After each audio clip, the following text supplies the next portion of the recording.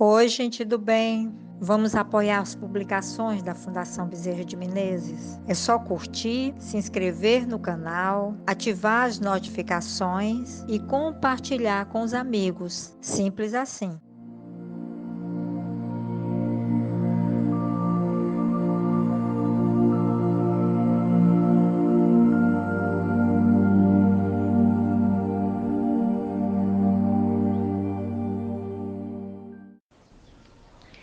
Estudo do Evangelho segundo o Espiritismo, capítulo 27. Pedi e obtereis.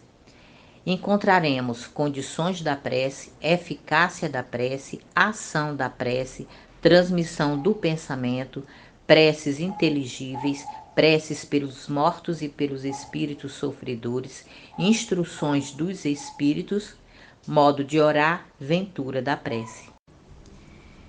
O estudo de hoje, preces inteligíveis. Se eu, pois, não entender o significado das palavras, serei um estrangeiro para aquele a quem falo. E o que fala será um estrangeiro para mim. Se orar numa língua que desconheço, verdade que meu espírito ora, mas o meu entendimento fica sem fruto. Mas se louvares apenas com o espírito, o que ocupa o lugar do simples povo, como dirá amém sobre a tua bênção, visto não entender ele o que dizeis? Verdade é que tu dás bem as graças, mas o outro não é edificado. Paulo, 1 Coríntios, capítulo 14, versículos 11, 14, 16 e 17. A prece ela só tem valor pelo pensamento que a informa. Ora, é impossível ligar o pensamento àquilo que não se compreende, pois o que não se compreende não pode tocar o coração.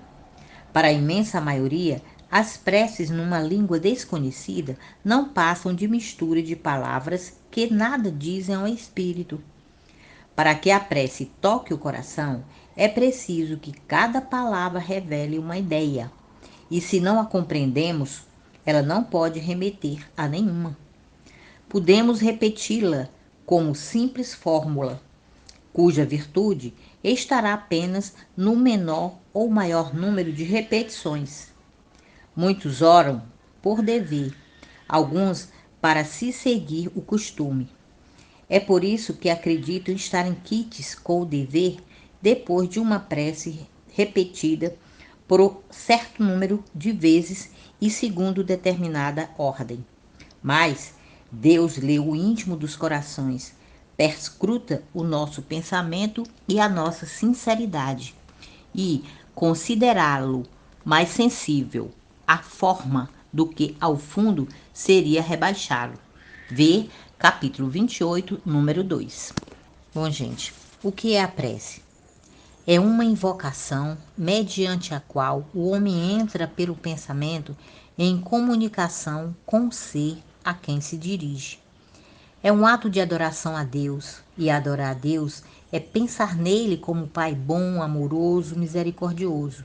É aproximar-se dele, é colocar-se em comunicação com ele, e essa comunicação precisa que seja de uma alma para o Espírito Universal de Deus.